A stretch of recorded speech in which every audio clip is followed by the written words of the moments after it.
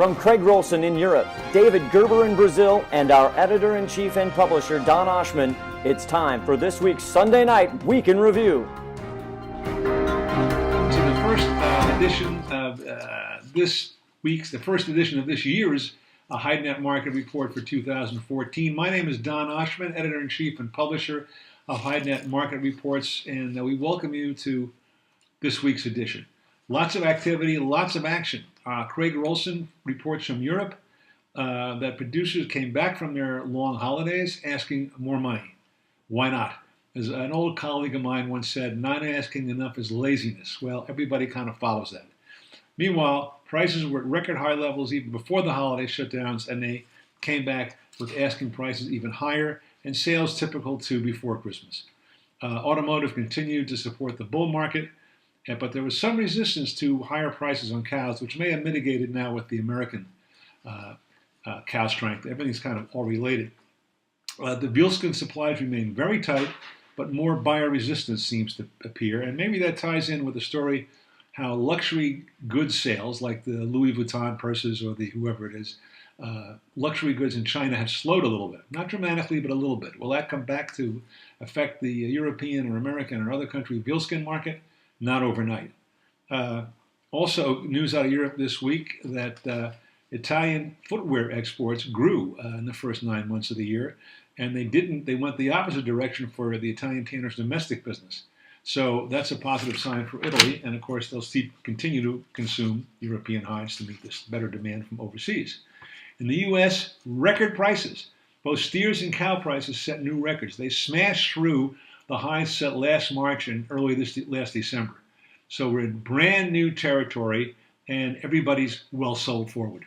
The U.S. cattle outlook, we discussed that in this week's edition, how production is anticipated to be by the government down to about 31 million this year, which is 1.1 million less than the year before, which was 3% less than the year before and 3% less than the year before. So here you've got growing world consumption of American hides, and you've got lower and lower production. A few percent here, and it adds up to a lot of product. For example, 1.1 million less cattle hides they project for 2014. Excuse me, total sales for this reporting period ending January 16th or 17th, or January 9th, whatever it was, total sales exceeded slaughter and shipments by hundreds of thousands. That's one of the reasons the hide market went crazy. The packers sold far more than they killed and or shipped against previous orders, so shortage of supply. Benchmark Heavy Texas are now up to $110 CNF, and I'm sure hides are going to be offered at higher levels next week, if packers even have something they can offer. The kills level to pick up, but not to that extent. Demand is simply more than supply. And then we discuss in the market observations, is there any rationale to current prices? Read the report. You can see it if you're a subscriber, of course, at the bottom of the American Report, U.S. Week in Review, or simply go to www.hidenet.com, follow the step-by-step directions, and get a free trial. And you will see, like subscribers in over 50 countries around the world, major players, smaller players, say they don't know how to work each week without the information that HideNet supplies. You can too. Latin America, our David Holes reports from Nuevo Hamburgo. The prices there maintained its historic highs. We're talking $1.75 to $1.80 per kilo CFR. Tanners are finding more demand than they can supply. Sound familiar?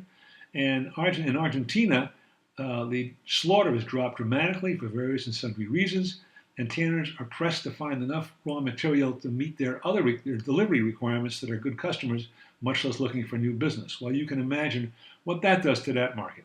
The crust market's very firm, and the buyers, especially some of the big automotive producers, are very frustrated as they can't get the crust which they've bought to meet their OEM requirements. So a lot of pressure on Argentine tanners who can't get enough raw material and can't ship to their major buyers. That's upward price pressure. This Week in Leather came out last Wednesday. We talked about U.S. footwear production, how it's growing a little bit, not tremendously, but a little bit.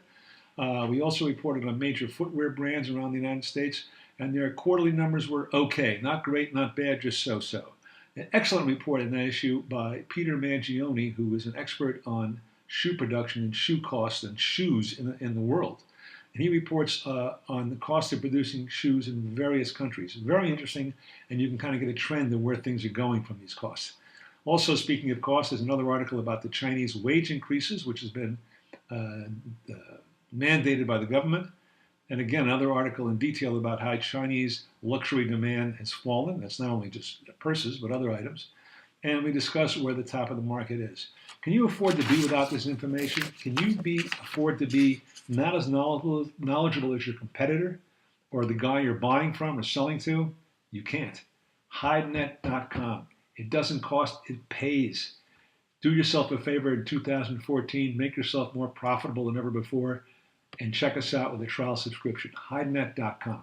Thanks for watching. We'll see you next Sunday.